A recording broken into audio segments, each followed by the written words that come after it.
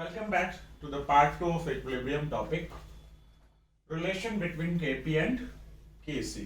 जैसा कि आज हमने क्लासरूम में पढ़ा था, सबसे पहले एक इक्वेशन देखिए, AA plus BB reversible reaction gives CC and DD। आप अवेयर हैं इससे कि ये इनकी स्टोइकियोमेट्री हैं, जिनको मैं रेड मार्क से चेंज कर देता हूं, यानी small a, small b, small c and small d. These are the stoichiometry of these reactant respectively. तो इसके लिए अगर मैं Kc का एक्सप्रेशन बनाऊंगा तो मैं कहूंगा C कंसंट्रेशन यानी molarity of C raise to power C D raise to power D upon A raise to power A into में B raise to power B। ठीक है, तो ये आपकी जो स्टोइकियोमेट्री है, इन्हें हम रेड मार्क से ही चेंज करके रखेंगे, C C D D A A and B B. ये आपका केसी का एक्सप्रेशन बन गया। हम लोग जानते हैं कि केपी का जो एक्सप्रेशन है, जिसमें हम लोग प्रेशर इंक्लूड करेंगे, तो केपी में we use partial pressure in place of concentration, then we can say PC partial pressure of C raise to power, ये जो सी लिखा हुआ है वही आएगा, as well as partial pressure of D upon में partial pressure of A multiply by partial pressure of B। ठीक है, ये इनटू में है। अब यहां में एज इट इज जो पावर है वो यहां भी यूज होगी, C D A and B। ठीक है, अब एक इक्वेशन हम लोग जानते हैं ऑलरेडी कि PV is equals to nRT, that is called ideal gas equation, ideal gas equation। then P is equals to V को मैंने साइड शिफ्ट कर दिया, N अपॉन में V into RT, but we know that N is the number of mole, V is the volume, that's why N upon V यानी mole upon में volume, that becomes molarity। तो मैंने क्या किया, इस N upon V की जगह लिख दिया molarity, molarity into में RT, that is the partial pressure। Suppose that मुझे अगर लिखना हो प्रेशर ऑफ ए, तो मैं लिखूंगा molarity of A into R T. Suppose that मुझे लिखना हो पार्शियल प्रेशर ऑफ बी, तो मैं कहूंगा molarity of B into R T, यानी स्क्वायर ब्रैकेट में आपको बी को लिखना है multiply by R T, as well as P C equals to, you know that, concentration of C यानी molarity of C into R T, then PD is equals to molarity of D into RT। ये values मैंने यहां place कर देनी है इस PC PD PA PB के place पर, तो it becomes KP is equals to, then ये वैल्यूज पुट कर दी तो बन गया C into RT multiply by D into RT upon A into RT multiply by B into RT। और इनके ऊपर इनकी जो पावर्स हैं वो एज इट इज हमें यूज करनी है, जो इनके आगे स्टोइकियोमेट्रीज लिखी हैं, इसके ऊपर पावर C जाएगी, क्योंकि ये कंसंट्रेशन टर्म्स था ना C वाला, ये D है तो D, A है तो A, B है तो B, तो C एज वेल एज यहाँ D, यहाँ A और यहाँ B, ये आपको यूज करनी है। ठीक है, अब हमें क्या करना है, RT टर्म्स को साइड में ले लेना, कॉमन है सब में, कैंसिल नहीं होगा ये, क्योंकि इनका सबका पावर डिफरेंट है, दैट्स व्हाई अभी कैंसिल नहीं करेंगे, हम कॉमन लेकर के सॉर्ट आउट करके बाहर ले लेंगे। तो हम इसे कहेंगे, देखो ये पावर्स कंसंट्रेशन वाले टर्म्स पर भी है एज वेल एज R और T के साथ भी है, तो आप इसे ऐसे लिखेंगे C raise to power C, C के ऊपर पावर आ गई C स्मॉल वाली, इनटू में D raise to power D upon में A raise to power A into में B और raise to power B। But ये जो टर्म्स है RT, ये तो कॉमन है, तो कॉमन वाले में हम सॉल्यूशन करेंगे, तो देखो आप पहले ऐसे भी लिख सकते हैं इसको, RT ऊपर भी है, RT नीचे भी है, बट ऊपर वाले में पावर क्या होंगी, मल्टीप्लाई में है, तो C प्लस D हो जाएंगी, ये C प्लस D, नीचे वाले में भी पावर दोनों ऐड हो जाती है मल्टीप्लिकेशन में, तो A प्लस B। अब हम क्या करेंगे, ये अगेन बेस कॉमन है, तो इसे हम ऐसे लिखेंगे C इंटू डी अपॉन में A इंटू बी, और इनकी जो पावर है C D A और B, और इसको हम लिखेंगे RT। ये जब ऊपर लाओगे आप साथ में तो इसे ऐसे लिखोगे C प्लस डी एक साथ ऐड हो जाएंगे, फिर minus A plus B, result will be this. और ये आप जानते हैं this is equal to KC, देखो ना KC के इक्वल है। तो इस सिचुएशन में हम इसे कहेंगे KP is equal to KC। यहां मैंने KC प्लेस कर दिया है क्योंकि this is equal to KP, and remaining term आपका बचा RT। RT के साथ में अब आप क्या कहोगे, ब्रैकेट लगा दिया मैंने क्योंकि ये पावर वाला टर्म्स इसके ऊपर पेस्ट करना है मुझे। तो C plus D, these are the moles of gaseous product. ध्यान रखना केवल गैसियस वाले यूज लेने हैं यहाँ, क्योंकि ये गैस के टर्म्स में ही है। तो मैं कहूंगा this is the mole of number of moles of gaseous product minus number of mole of the gaseous reactant, that is called delta Ng। ठीक है, अब ये सवाल के साथ डेल्टा Ng कैसे फाइंड करेंगे वो अभी सीखेंगे इसी वीडियो में। तो ये हमारा एक्सप्रेशन बन गया विच इज वेरी इंपॉर्टेंट, इस पर क्वेश्चन पूछा जाता है, ये याद रखना है। Kp is equal to Kc into RT raise to power delta Ng। Here delta Ng is number of moles of gaseous, only gaseous products minus number of moles of gaseous reactants।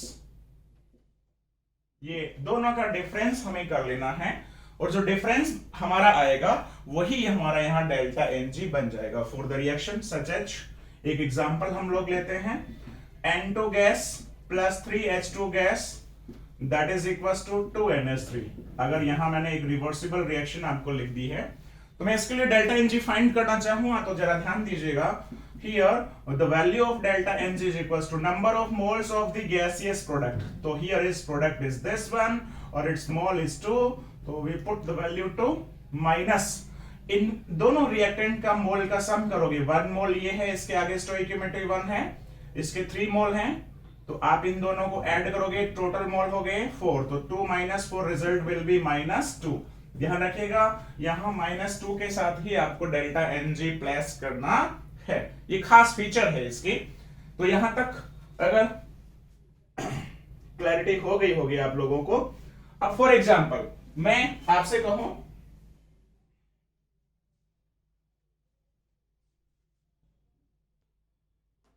delta Ng, it is the difference of number of moles of the gaseous product and number of moles of the gaseous reactant। ये आप ध्यान रखिएगा इस बात का, क्योंकि इस case में सॉलिड और लिक्विड और एक्वस सॉल्यूशंस इन टर्म्स में नहीं आएंगे, ओनली गैसेस स्पीसीज आएंगे।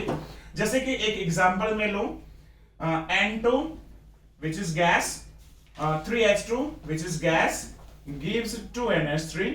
तो अभी अभी हमने इसका डेल्टा Ng आपको बताया था मैंने कि it is the difference of 2 minus 4 which is equals to -2। तो what is the relation for this? तो you can say Kp is equals to Kc RT raised to power delta Ng, it is our formula।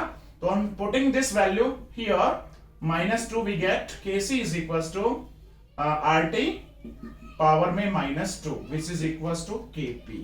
this is the relation for this equation। इस equation के लिए हमारा ये relation बनेगा। अब आपको अगर मैं Kc दे दूं, R की वैल्यू ऑलरेडी नॉन होती है, T is the temperature, we should be in kelvin, वो हम प्लेस कर देंगे, इक्वेशन में दे रखा होगा। तो ये सारी वैल्यूज पुट कर दें, और हम Kp अगर मुझे फाइंड आउट करने के लिए कह दे तो मैं इसके लिए फाइंड आउट कर सकता हूं। फॉर अनदर रिएक्शन देखिएगा, यहां आप कहोगे सर डेल्टा Ng तो नेगेटिव आया, delta Ng here is negative. देखिए -2 आ रहा है, तो आप क्या कर रहे हैं, नेगेटिव आया। एक अनदर रिएक्शन देखिए जिसमें आप क्या कहेंगे, डेल्टा Ng 0 आएगा। For example H2 gas plus I2 gas gives 2HI which is also gas. ये गैसेस स्टेट में ही रिएक्शन हो रही है एट दिस टाइम। तो आप यहां कहेंगे here delta Ng is equals to 2 मोल -2 मोल। देखो 1 + 1, 1 मोल ये H2 है, 1 मोल ये ये हो गया आपका, तो 1 मोल ये हो गया, 1 मोल ये हो गया, बट ये तो आपका 2 मोल है। तो number of moles, total number of moles of the gaseous product is 2 minus total number of moles of the gaseous reactant. तो आप क्या होगा, 2 minus 2 which is equals to 0. So on putting this value in this equation, we get Kp is equals to Kc into RT raised to power 0. Or we know, we are aware about this, it becomes 1. So Kp is equals to Kc for this expression, for this reaction. क्यों? क्योंकि किसी की भी power जब 0 होता है तो उसका रिजल्ट विल बी ऑलवेज 1. तो we get Kp is equals to Kc in such condition. यहां अगर आपको Kc दे रखा हो तो उसकी जो वैल्यू है वो जस्ट Kp के बराबर ही होगी. But for another type of reaction जिनके लिए डेल्टा Ng की वैल्यू पॉजिटिव आएगी, for example when PCl5 which is a gas decompose to PCl3 which is again gas and Cl2 it is also a gas, then इसके लिए आप कहेंगे 1 mole of this as per stoichiometry, इसके आगे 1 लिखा हुआ है, रिएक्शन मस्ट बी बैलेंस्ड, ये ध्यान रखना है. 1 मोल ये है, 1 मोल ये है, तो टोटल गैसियस मोल प्रोडक्ट के हो गए आपके 2. तो delta Ng is equals to 2 minus 1, 2 minus 1 which is equals to 1. Plus का 1 आया है ये. और अगर मैं अब यहां पर पुट करूंगा Kp के एक्सप्रेशन में, तो Kp is equals to Kc into RT की power 1. So we can say Kp is equals to Kc into RT. But एक चीज खास मैंने पहले भी समझाई थी कि जो RT है उसकी वैल्यू न्यूमेरिकली ग्रेटर देन 1 होगी. R और T का जो रिजल्ट है वो ग्रेटर देन 1 होगा जब एक से बड़ा वैल्यू है. और अगर आप इसको Kc से मल्टीप्लाई कर रहे हैं तब जाके ये Kp के इक्वल आ रहा है. ये हमने थर्मोडायनेमिक्स में भी क्लियर किया था. तो आप कहेंगे कि ये वाली वैल्यू स्मॉलर है, ये वाली वैल्यू लार्जर है, means Kp is greater than Kc in this case. In this case both are equal, but इस केस में देखिएगा ये पावर माइनस में है, दैट मीन इसे आप ऐसे लिख सकते हैं Kp is equal to Kc upon RT की पावर 2. मींस इसका जब डिवीजन जाएगा तब जाकर के इस वैल्यू का रिजल्ट ये आएगा. इसका मीनिंग ये हुआ कि यहां Kp is smaller than Kc. It is always remember that these relations are very important for a given reactions. ये क्लियर आपको ध्यान रखना है. इसमें यहां से या तो क्या होगा, आपसे ये रिलेशन पूछ लेंगे, या क्या होगा आपसे इक्वेशन बनवा लेंगे, या क्या होगा आपसे कैलकुलेशन करवा ली जाएगी जिसमें आपको ऑलरेडी Kc की वैल्यू दे रखी होगी. R आप वेल नोन है हमारा, T टेम्परेचर ऑलरेडी गिवन होगा क्वेश्चन में. ठीक है, तो इन सब की वैल्यू पुट करेंगे. डेल्टा Ng हम इक्वेशन से खुद पता कर लेंगे, Kp हम फाइंड आउट कर लेंगे. इक्वेशन हम लोग इसी पर सॉल्व करते हैं, ध्यान दीजिएगा. गुड. इसी पर एक प्रॉब्लम देखिएगा आपकी एनसीईआरटी में, problem number 7.5 at page number 203. For the equilibrium 2NaCl gives 2No plus Cl2. Then the value of the equilibrium constant Kc is this. Kc की आपको वैल्यू ऑलरेडी इस क्वेश्चन में दे रखी है. यहां पर टेम्परेचर आपको क्वेश्चन में, इस क्वेश्चन में आपको Kc की इस वैल्यू ऑलरेडी गिवन है, टेम्परेचर आपको ऑलरेडी गिवन है, केल्विन में ही दे रखा है. अगर डिग्री में हो तो आप केल्विन में चेंज करेंगे. और we have to find Kp. As देखो, फर्स्ट ऑफ ऑल ये देखना है कि जो इक्वेशन आपको दे रखी है वो बैलेंस्ड है या नहीं. तो ऑलरेडी ये इक्वेशन बैलेंस्ड है आपकी पहले से ही. इसमें number of atom both side equal है. तो आप यहां इक्वेशन को हम लोग वापस लिख लेते हैं. 2NaCl gives 2No which is gas state भी आपको इनकी सबकी दे रखी हैं, प्लस Cl2 गैस. Kc की वैल्यू आपको गिवन है which is equals to 3.75 into 10 raised to power -6.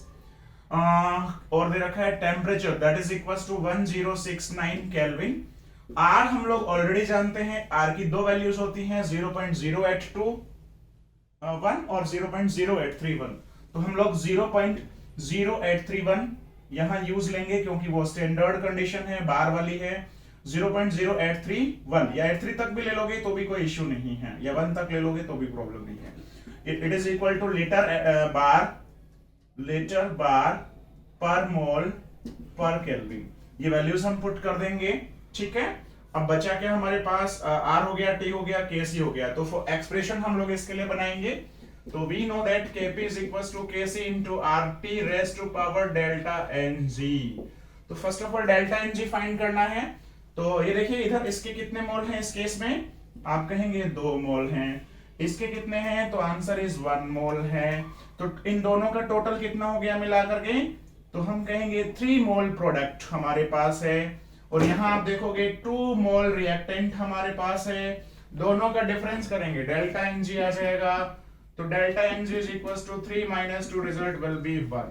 हम डेल्टा Ng 1 पुट कर देंगे। तो ये सारी वैल्यूज हम यहां रखेंगे।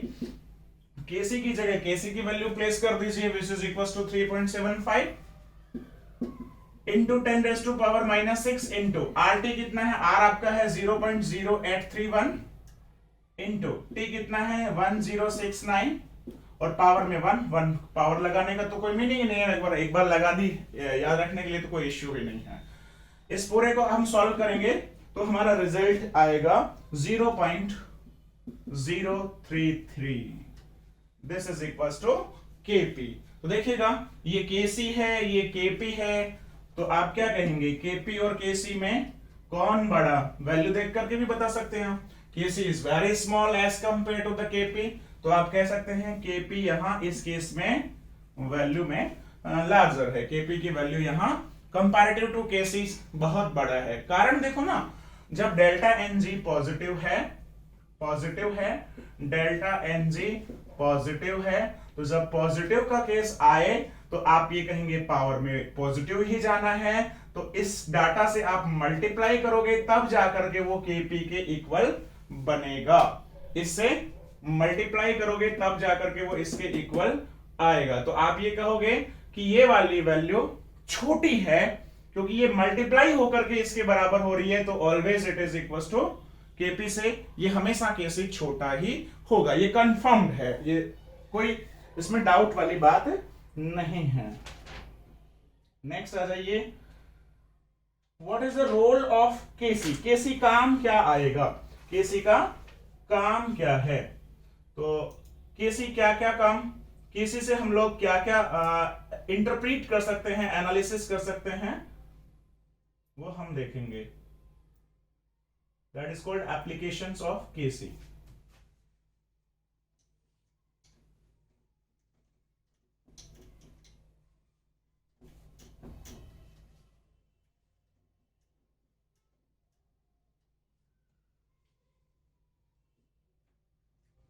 Applications of Kc। Kc की वैल्यूज अगर मुझे पता हो तो मैं क्या क्या पता कर सकता हूं। पहला केस है stability of reactants and products. We can find out, हम बता सकते हैं Kp और Kc की वैल्यू देख करके कि कौन सा ज्यादा, रिएक्टेंट स्टेबल ज्यादा है या प्रोडक्ट ज्यादा स्टेबल है। अभी हम इस पर डिस्कस करेंगे। नेक्स्ट इक्वेशन से ही हम एक टर्म्स देखिए, पहले समझते हैं इस बात को कि कैसे आप पता करेंगे। एक रिएक्शन है जिसमें मुझे दे रखा है 2, देखिएगा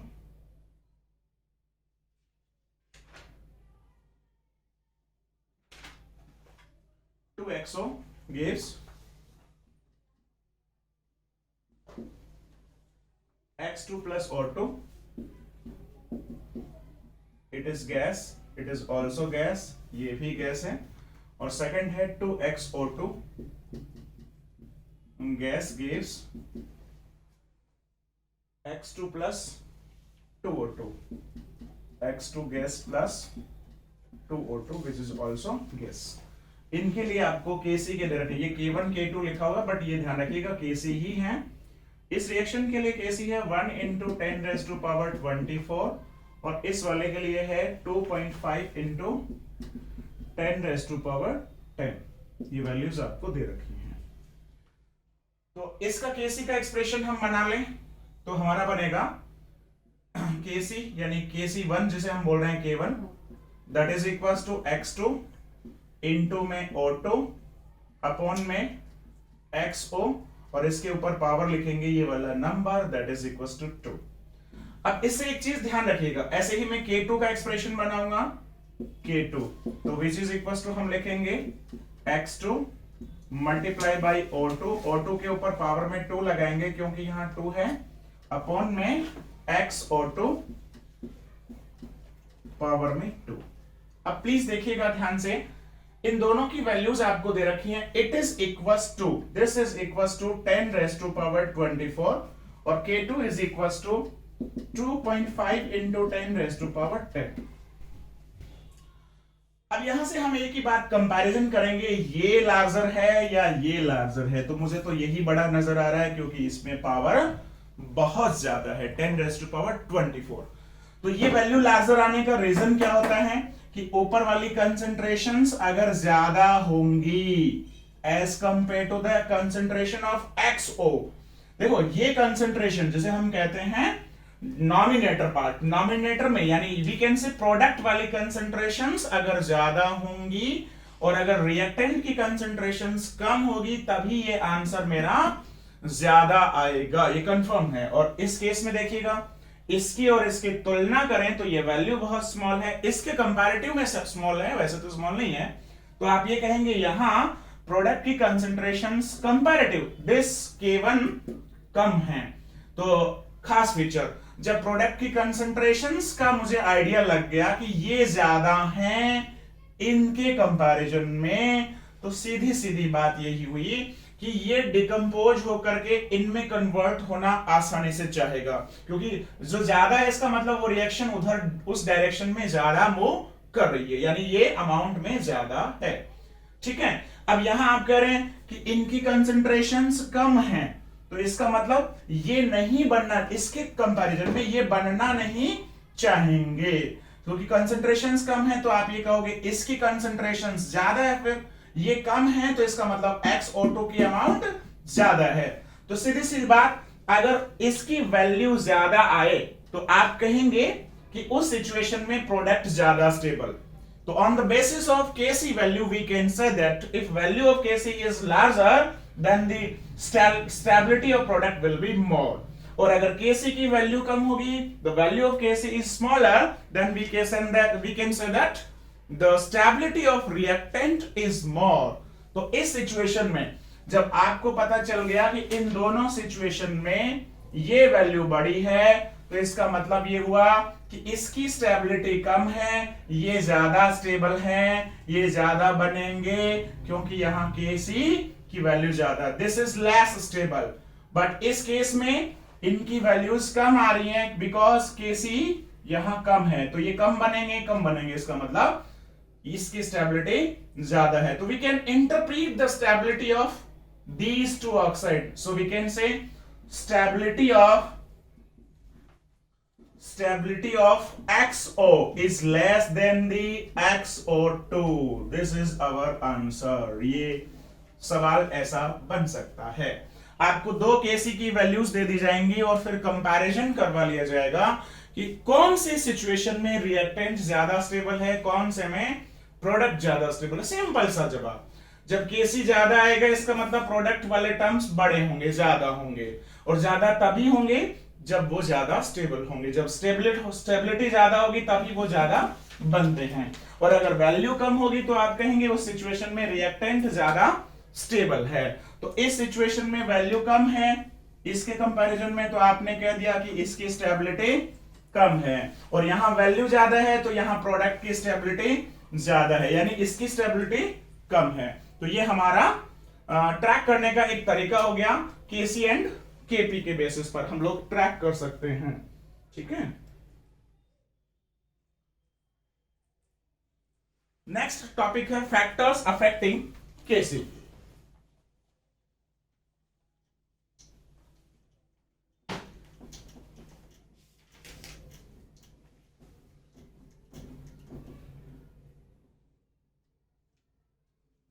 factors affecting Kc. पहला है mode of representation of reaction. Mode of representation of reaction. Example, इस पे क्वेश्चन भी पूछते हैं, ये इंपॉर्टेंट भी है. जैसे एक रिएक्शन है, मैंने लिखा N2 plus 3H2 gives 2NH3. तो इसके लिए हम कहेंगे Kc is equals to NH3 raised to power 2 upon में N2 into H2 raised to power 3. This is the Kc. But इसी रिएक्शन को जरूरी नहीं है मैं नाइट्रोजन और हाइड्रोजन से स्टार्ट करूं, मैं अमोनिया से इस रिएक्शन को स्टार्ट कर दूं, यानी अमोनिया को इधर लिख दूं, रिवर्स कर दूं रिएक्शन को. कहने का मीनिंग यही है कि मैंने प्रोडक्ट को रिएक्टेंट बना दिया और रिएक्टेंट को राइट साइड में एज ए प्रोडक्ट बना दिया. तो N2 गैस, ये भी गैस है, N2 gas plus 3H2 gas. तो इसके लिए मैं लिखूंगा Kc. देखो Kc दोनों सेम नहीं है, अब फर्क है ना, क्योंकि वही रिएक्शन आपने रिवर्स कर दी, तो हम इसे कहेंगे Kc प्राइम. क्या कहेंगे? Kc prime. तो Kc prime is equal to, इसके लिए मेरा एक्सप्रेशन बनेगा, अब यहां पर देखो ये वाले टर्म्स ऊपर आएंगे क्योंकि ये एट दिस टाइम प्रोडक्ट है इस केस में. तो N2 इनटू में H2 raise to power 3 upon में अमोनिया रेज टू पावर 2. इन दोनों में आप कंपैरिजन करेंगे तो आपको ये लगेगा कि देखो अगर इस इक्वेशन को पलट दें तो हमारा नया Kc आ जाएगा. तो we can say what is the relation in Kc prime and Kc. तो this is the relation in Kc prime and Kc, यानी Kc prime is equal to 1 upon Kc. ऐसे सिचुएशन में क्या होगा, ये वैल्यू आपको ऑलरेडी गिवन होगी, क्वेश्चन में वैल्यू इसकी दे रखी होगी और उसकी रिवर्स रिएक्शन का आपको रिजल्ट पूछ रखा होगा कि इस रिएक्शन के लिए Kc कितना होगा. तो we have to calculate 1 upon this करके आप आंसर निकाल लीजिएगा. ठीक है, तो ये हो गया मोड ऑफ रिप्रेजेंटेशन, लिखने का तरीका.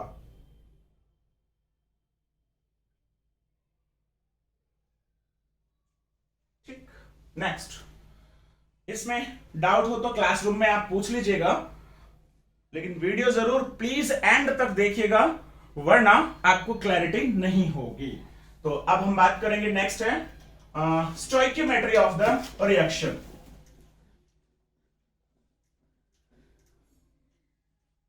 Second factor on which Kc depends, stoichiometry of the reaction which influence the result of Kc, यानी आंसर ऑफ Kc. सच एक रिएक्शन मैंने ले ली, N2 plus 3H2 वही है जो पीछे बार ली थी, gas gives to NH3 gas. इसके लिए हम कहेंगे Kc is equals to, तो your answer will be NH3 raised to power 2 upon N2 into में H2 raised to power 3. But इसमें मैंने अगर इस इक्वेशन में 2 का डिवीजन दे दिया, that mean this equation completely divide by 2, तो वी कैन से ये हो गया half N2 gas plus 3/2 H2 gas gives only single NH3 gas, क्योंकि 2/2 हो गया 1. तो इसके लिए नया Kc आया, तो मैंने इसको कह दिया Kc double prime. Kc prime भी बोल सकते हैं, आपको इश्यू नहीं है, क्योंकि प्राइम मैंने लिया था रिवर्स वाले के लिए, तो आप चाहें तो इसे डबल प्राइम कहते हैं, कंफ्यूज ना हो इसलिए, क्योंकि प्राइम का मतलब रिवर्स वाली रिएक्शन और डबल प्राइम का मतलब जिसमें स्टोइकियोमेट्री का खेल है उसके लिए.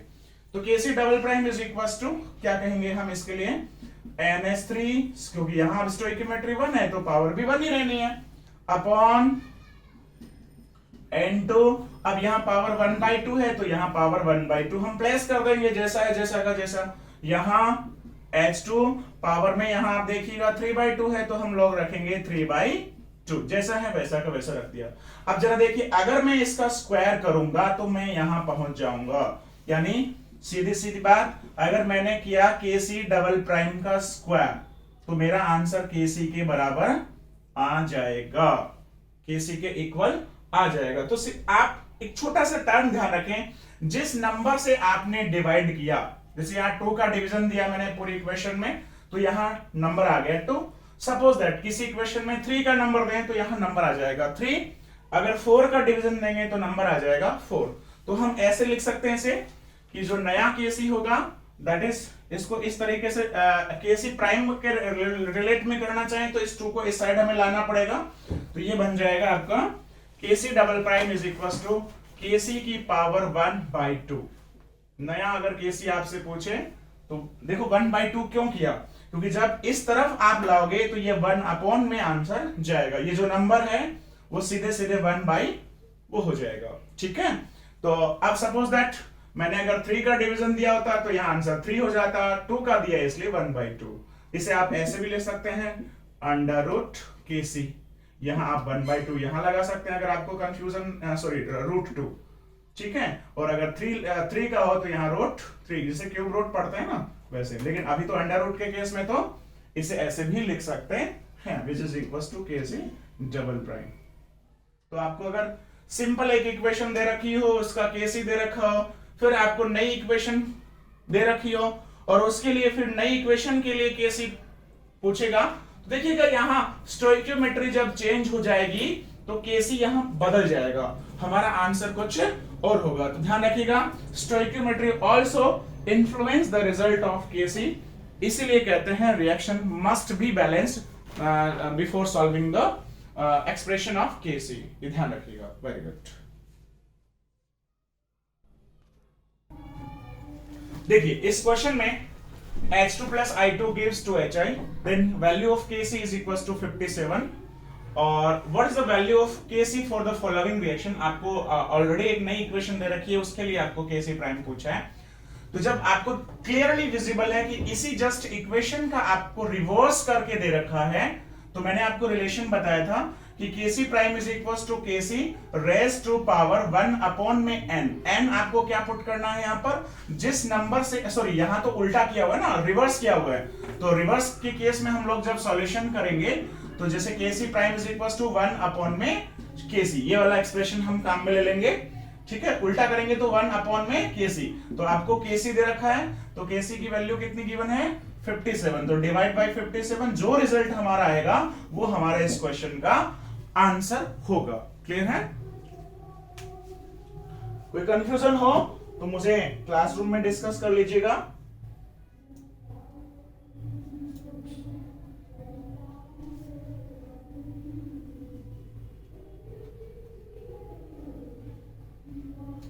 नेक्स्ट है मल्टी स्टेप रिएक्शन। कोई डाउट नहीं है? Very good. अब हम बात करेंगे मल्टी स्टेप रिएक्शंस। डाउट अगर हो तो आप क्लासरूम में मेरे से जरूर डिस्कस करें। नेक्स्ट है SO2 plus NO2। SO2 plus NO2 gives SO3 plus NO, gives SO3 plus NO. These all species are gaseous in nature. ये सब क्या है? Gaseous species हैं ऑलरेडी।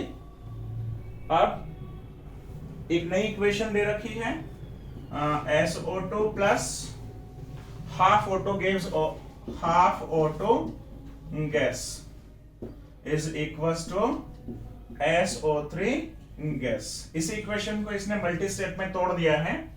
एक है NO2 gives NO2 plus NO2 gives NO plus half O2, NO gas plus half O2 gas. यानी ये एक इक्वेशन है जिसको 2 स्टेप में इसने करवाया है। अगर हम इन इक्वेशन को जोड़ेंगे तो हमारा रिजल्ट यही आएगा। इन इक्वेशन को अगर हम ऐड करेंगे, सम करके देखिए, तो सम करोगे तो देखो ये common terms left and right जो होते हैं वो कैंसिल हो जाते हैं, तो ये इसके साथ कैंसिल हो जाएगा। इधर सिर्फ ये 2 टर्म्स बचेंगे जो ये बचे हुए हैं, और इधर ये 2 टर्म्स बचेंगे जो ये ऑलरेडी बचे हुए हैं। ऑक्सीजन वाले टर्म्स दोनों साइड से कैंसिल्ड आउट हो जाएंगे। तो इसका मतलब इन दोनों का सम करोगे तो आपका आंसर ये आएगा। तो इस इक्वेशन के लिए जो अब वाली इक्वेशन है, इसके लिए हमारा एक्सप्रेशन होगा Kc इज इक्वल टू, तो आप कहेंगे SO3 concentration multiply by NO concentration upon में SO2 concentration multiply by NO2 concentration as well as इसी को आपने दो स्टेप में तोड़ दिया। तो इनके लिए नए नए स्टेप के लिए आप K1 K2 स्टेप वाइज ऐसे लिख सकते हैं। K1 is equal to SO3 हो जाएगा क्योंकि प्रोडक्ट आपका SO3 है, यहाँ पर पावर में 1 लिखेंगे, एक SO2 बचा और एक O2 बचा, तो नीचे लिखेंगे SO2 कंसंट्रेशन और as well as O2 concentration. Power में इसका जो है वो एज इट इज मैंने 1/2 लिख दिया है। नेक्स्ट इसके लिए हमारा हो जाएगा K2 which is equal to NO concentration multiply by O2 concentration, power में 1/2 हो जाएगा।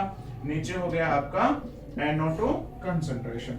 अब अगर मैं इस K1 को K2 से मल्टीप्लाई करूंगा, यानी if I multiply this K1 by K2 then we get, value put कर दी मैंने, SO3 अपॉन में SO2 into O2 raise to power 1/2 multiply by NO concentration into O2 की कंसंट्रेशन 1/2 अपॉन में NO2 कंसंट्रेशन।